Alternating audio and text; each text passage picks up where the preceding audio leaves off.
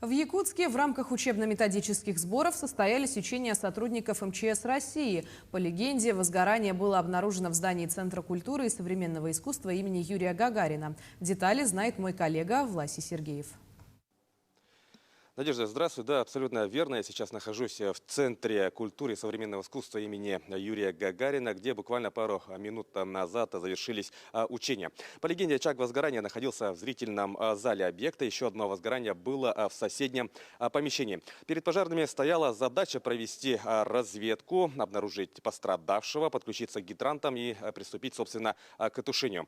В учениях были задействованы более 50 пожарных из 6 частей, в том числе 10 единиц основной техники и 7 единиц специальной техники. Также в учениях были задействованы службы жизнеобеспечения, это ГАИ и скорая помощь. Ну а подробнее о данных учениях нам рассказал заместитель начальника Главного управления МЧС России по Республике Саха-Якутия по государственной противопожарной службе Евгений Рощин. Предлагаю послушать. Сегодня в рамках учебно-методического сбора по подведению итогов деятельности Якутской территориальной подсистемы РСЧС в 2021 году мы проводим комплексные пожарно-тактические учения на новый объект Дом культуры Гагарина, здание с массовым пребыванием людей.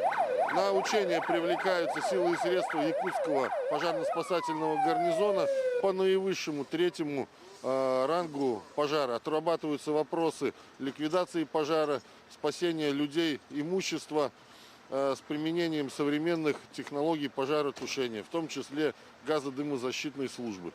Специфика, основное решающее направление это одно.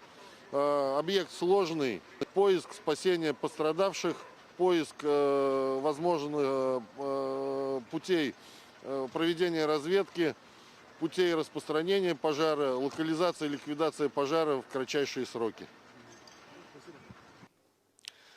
В завершение я хочу добавить, что данные учения прошли в рамках учебно-методических сборов. За ходом учений наблюдали руководители органов управления территориальной подсистемы РСЧС. Ну а подробнее о данных учениях смотрите в вечерних выпусках новостей. У меня на этом все. Передаю слово студии.